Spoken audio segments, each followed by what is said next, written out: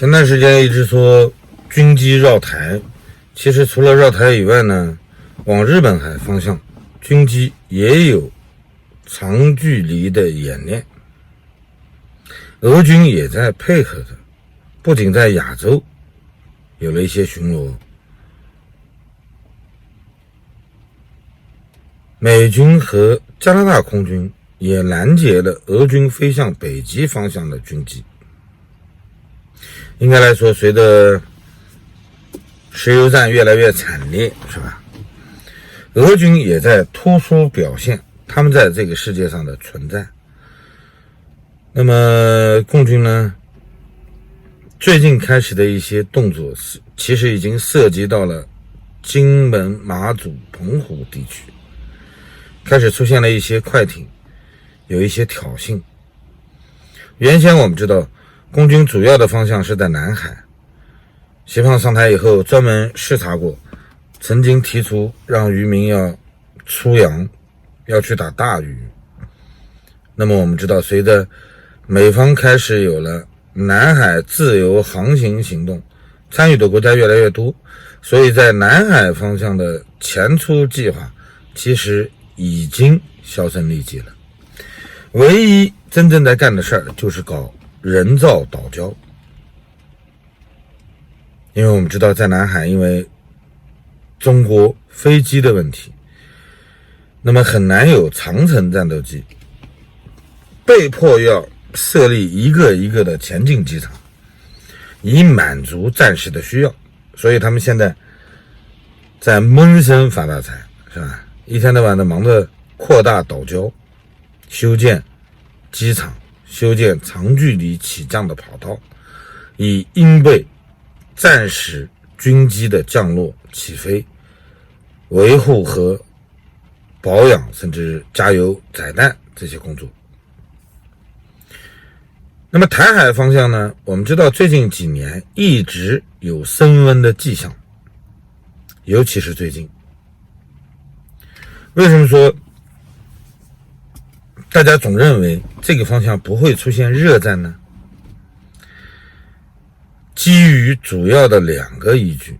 第一个，美国不会向一个有核国家发动战争，即便是在战争开始以后。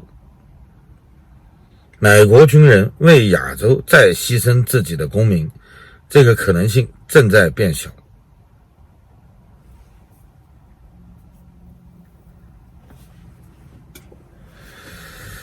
别说川普这样的领导人，即便美国军队内部也有一股呼声，最多我们坚持到设立一个安全区，让有可能有意向移民的离开台湾。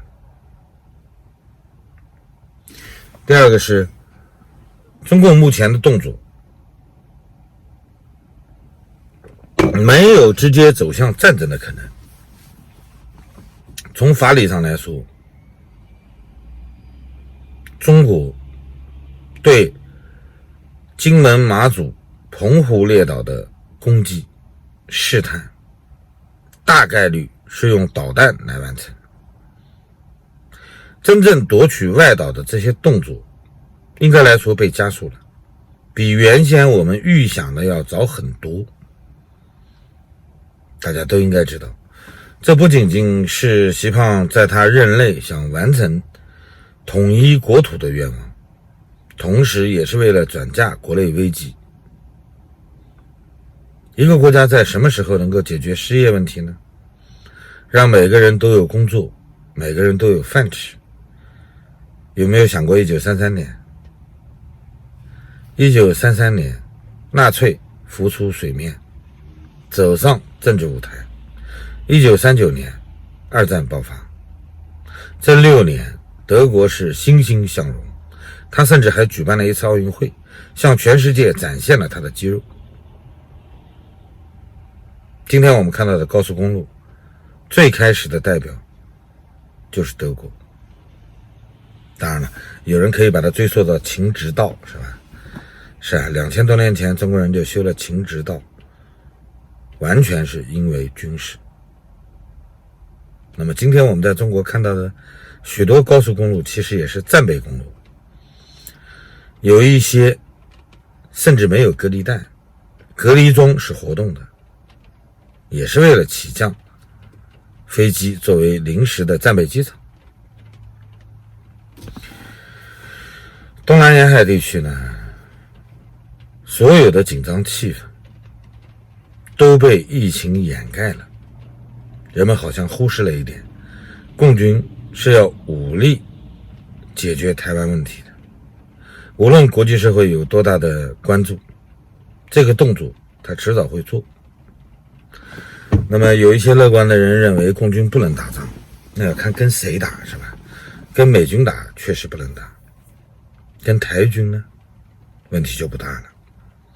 因为从心理上，它可以组织更多具有更大盲从性的这些乌合之众，对他来说十几个人无非就是一个一个冰冷的数字，报表上的数据。那么在一个享受了自由环境的国家，开战以后能坚持多久呢？如果没有足够的外力，其实我们可以想见它的结果。